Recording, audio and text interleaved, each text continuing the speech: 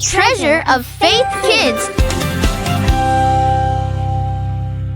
High above the golden walls of Jerusalem, the air was buzzing with a secret excitement. Birds chirped in the olive trees, and the morning sun turned the dust into sparkling gold. Outside the city, a small group of friends was walking down a winding, sandy path. Jesus stopped and smiled. "Go into the village," he said, "and you will find a special helper." There, tied to a post, was a young donkey, fuzzy, gray, and very, very gentle. When the owners asked, "Why are you taking him?" they answered, "The Lord needs him."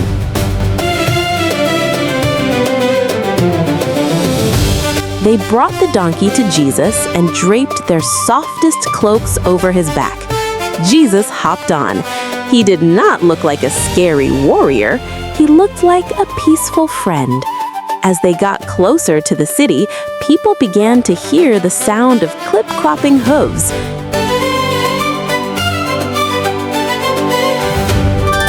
Children climbed to the tops of the stone walls to see who was coming down the road. "It's him!" someone shouted. "The teacher is here! The king has arrived!" Suddenly, the quiet road turned into the biggest, happiest parade you've ever seen. People did not have a red carpet, so they took off their own coats to lay them down. It was a rainbow made of cloth, a special path for a very special king.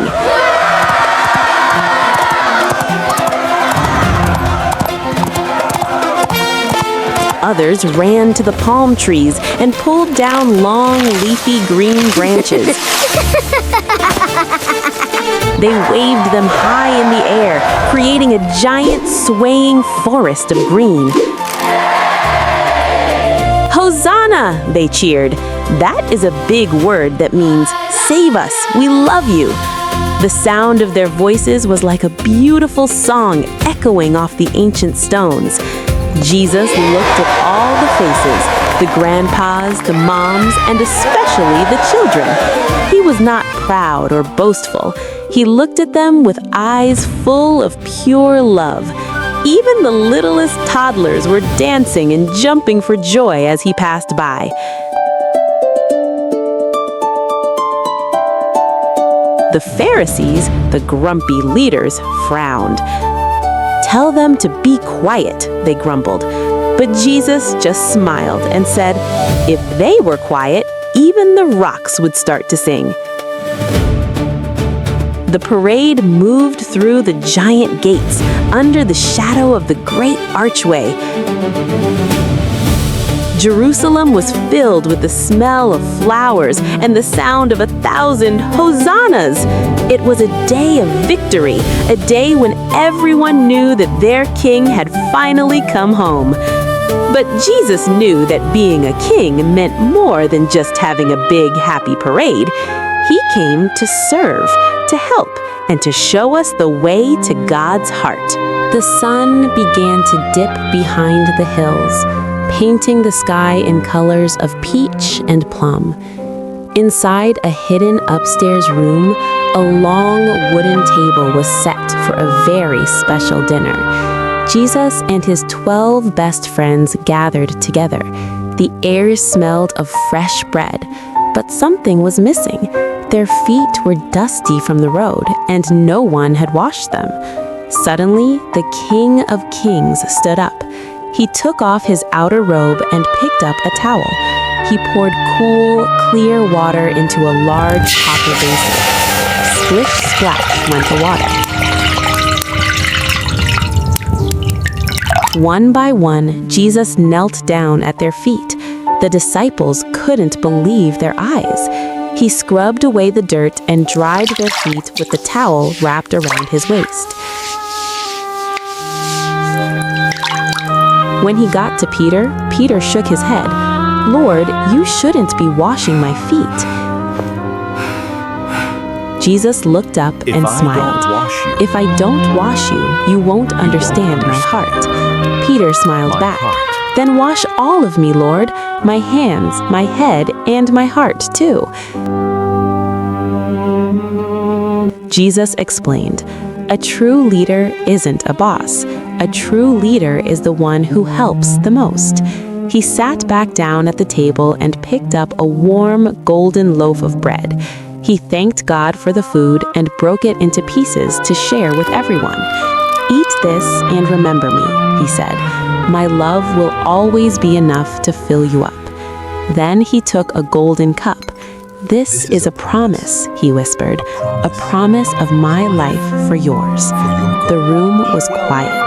They didn't understand everything, but they felt very safe and loved. Outside, the moon rose over the olive trees, casting long silver shadows across the city. Jesus looked at his friends. He knew this was their last big dinner together for a while.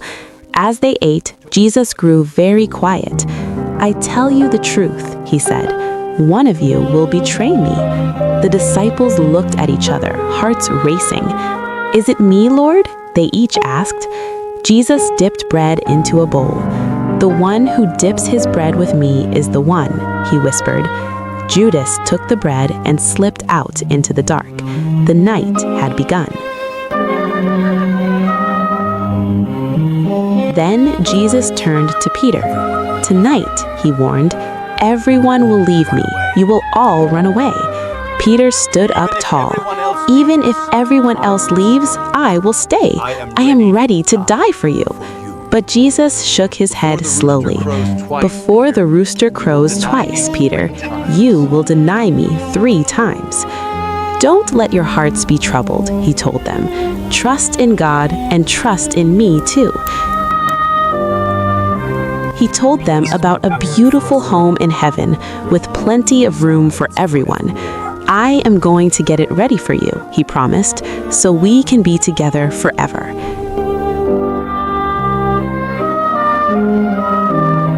Then they sang a beautiful song together, a hymn of praise that filled the night air. Even the stars seemed to twinkle a little brighter as they listened to the music. Jesus stood up and led them down the stairs and out into the cool, quiet garden. The flowers were sleeping, and the wind whispered through the silver-green leaves.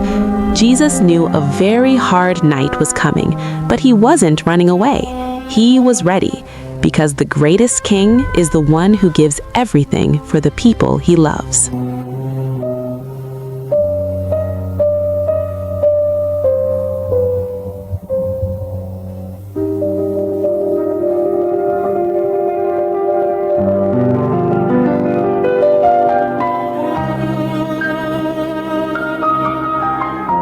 The Garden of Gethsemane was full of silver-gray shadows and gnarled ancient trees.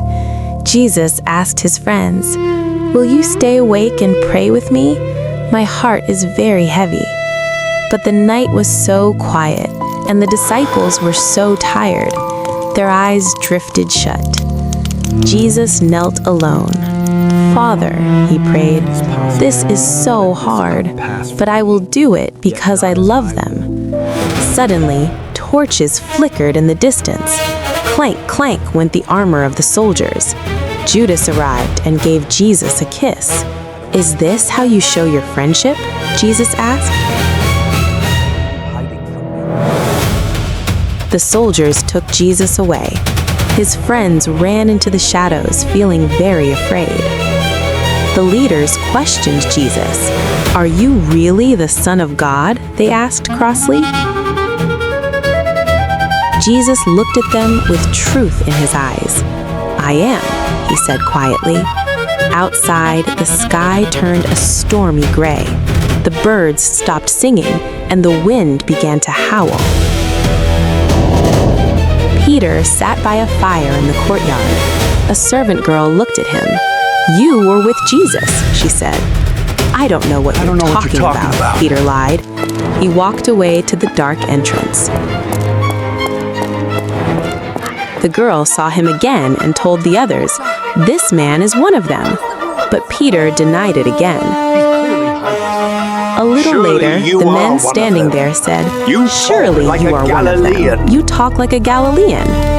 Peter began to curse. I don't know this man," he shouted. Suddenly, a second rooster crowed. The rooster's cry cut through the air. Peter remembered Jesus' words, and his heart broke. He ran out of the courtyard, sobbing bitterly. He had done exactly what Jesus said he would do. Suddenly, cock-a-doodle-doo! A rooster crowed loudly through the cold morning mist. Peter remembered Jesus' words. He looked up and saw Jesus being led away, looking right at him. Peter watched from a distance, crying. He was so sorry he hadn't been braver.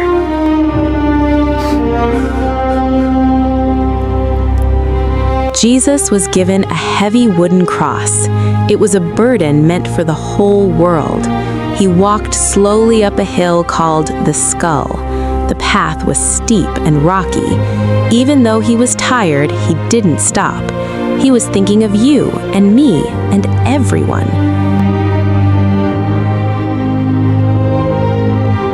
At the top of the hill, the sky grew dark, even though it was the middle of the day. Jesus was placed on the cross.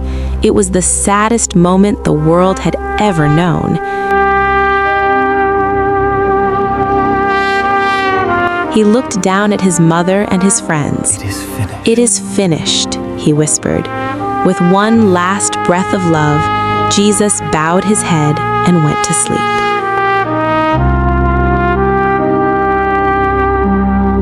Suddenly, the earth shook. The giant curtain in the temple tore right down the middle. The centurion guard looked up in awe. "Surely," he said, "this was the Son of God." Joseph of Arimathea was a rich man and a secret follower of Jesus, but he was very brave.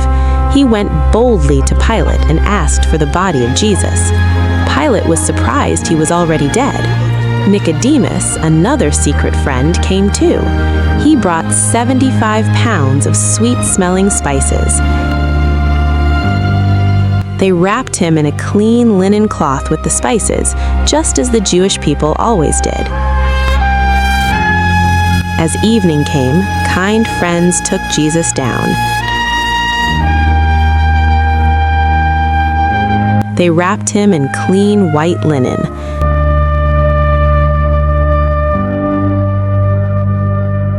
They carried him to a garden tomb, a cave carved into the side of a beautiful rock.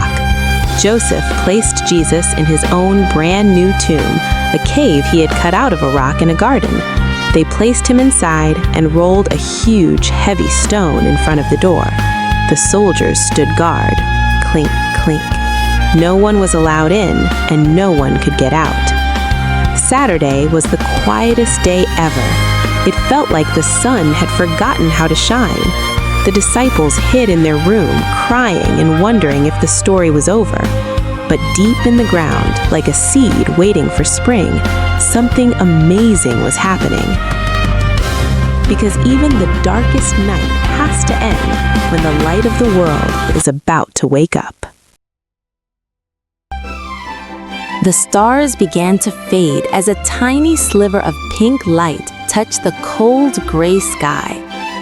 3 friends walked slowly toward the garden, their hearts heavy with a very deep sadness. Suddenly, the ground began to rumble. A soft golden light started to glow from the hill. The Roman guards trembled with fear. They fell to the ground and became like dead men. With a sound like a happy sigh, the massive stone rolled away all by itself. The women arrived and bowed their faces to the ground, trembling with fear and amazement. Sitting on the stone was a messenger, an angel as bright as a summer lightning bolt. "Why do you look for the living Why among the dead?" do you the look angel for the asked living with a smile. among the dead? Jesus is not here. He has risen. He has risen, just as he told just you as he he would. told you he would. Slowly, they stepped inside. The heavy burial cloths were folded neatly on the stone bench. "Now go quickly," the angel said. "Tell his disciples he is going ahead of you to Galilee." Tell the others. The women ran from the garden, their feet feeling light, their hearts full of joy and fear. He is alive. They found the disciples That and cannot told be. them It everything, is impossible. but the men didn't believe them at all. Peter and John ran to the tomb to see. John reached it first and looked inside. Peter went inside and saw the linen cloths lying there. He went away wondering what happened. But Mary stayed by the tomb, crying. Then she heard a voice. "Mary!" It was Jesus. She fell to her knees. "Teacher," she cried, her heart bursting with happiness. That evening, the disciples were in a locked room when suddenly Jesus stood among them. "Peace be with you," he said. He showed them his hands and his side so they would know. But Thomas was not there. I won't believe it. "I won't believe it," Until he I said, touch until his I touch his scars myself. A week later, Jesus came again. "Thomas," he called, "reach out your hand and see." Thomas fell to his knees. "My Lord and my God," he cried. He finally believed.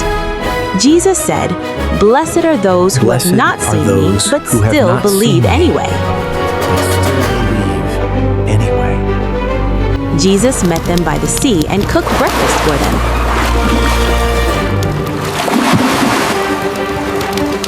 "Do you love me?" he asked Peter. "Yes, Lord," Peter said. Jesus told him, "Then take care of my sheep and follow me." On a high mountain, Jesus gave them a big job. Go and make disciples of all nations. Baptize them in the name of the Father, Son, and Holy Spirit. Teach them my ways. And remember, Jesus promised, "I am with you always, even to the very end of time." Then, as they watched, he began to rise up into the clouds, surrounded by a bright light. Two men in white stood by them. "Why do you look at the sky? Jesus will return one day." The disciples went back to the city with great joy, praising God for the King of Life. The tomb is empty. Death has lost. Love has won. And the story, it's not over. Because this story, his story, is now yours. And it will last forever.